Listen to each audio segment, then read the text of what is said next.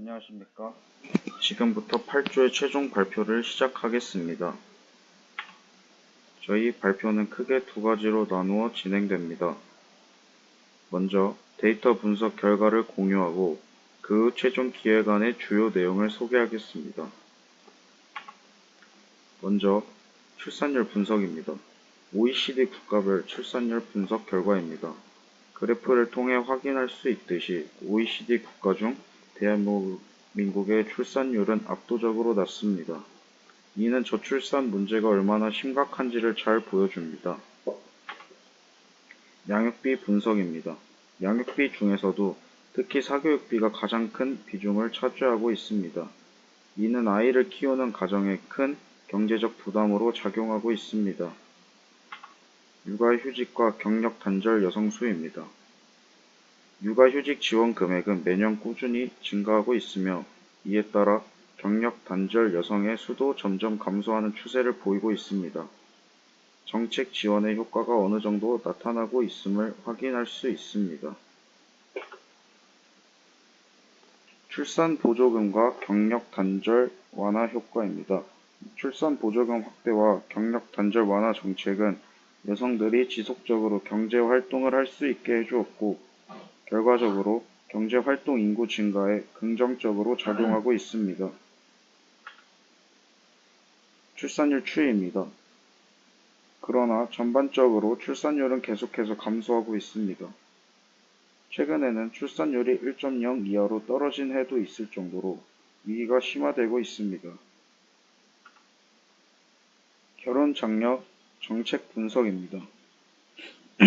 결혼 장려 정책에 대한 설문 결과를 보면 많은 사람들이 청년 실업 문제 해소와 고용 안정화가 우선되어야 한다고 응답했습니다. 결국 안정적인 일자리 환경이 결혼과 출산에 매우 중요하다는 의미입니다. 저출산의 주요 원인입니다. 저출산의 가장 큰 원인은 역시 양육비에 따른 경제적 부담입니다. 육아와 교육 비용 부담이 저출산을 망설이게 하는 가장 큰 요인이 되고 있습니다. 마지막으로 연도별 출산율 자료입니다. 매년 꾸준히 하락하고 있는 추세가 뚜렷하게 나타나고 있습니다. 이 상황이 지속될 경우 국가적으로 큰 위기를 맞을 수밖에 없습니다. 다음으로는 자료 수집 결과입니다.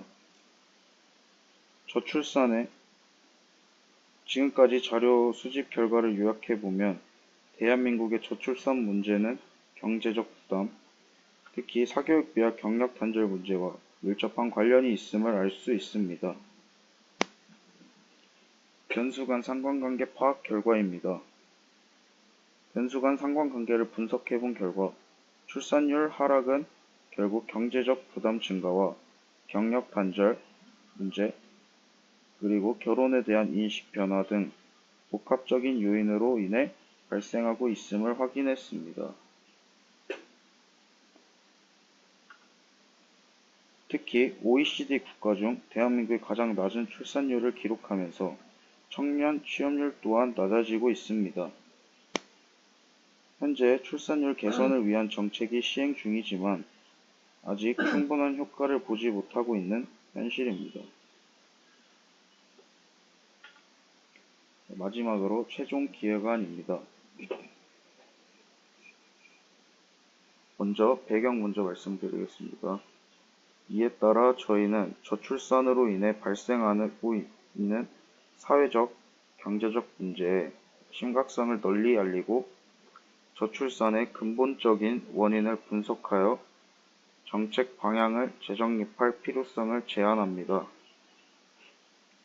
그 다음 목표입니다. 본 연구의 목표는 높은 양육비, 청년 취업난, 여성의 경력 단절과 같은 구체적 문제들을 해결할 수 있는 현실적인 방안을 마련하여 출산율을 제고하는 것입니다. 마지막으로 문제점입니다. 다시 정리하면 저출산 문제의 핵심 원인은 첫째, 높은 양육비 부담, 둘째, 청년층의 취업난, 셋째, 여성의 경력 단절에 대한 우려입니다. 이 문제를 해결하기 위한 실질적인 정책적 접근이 필요합니다. 이상으로 발표를 마치겠습니다. 감사합니다.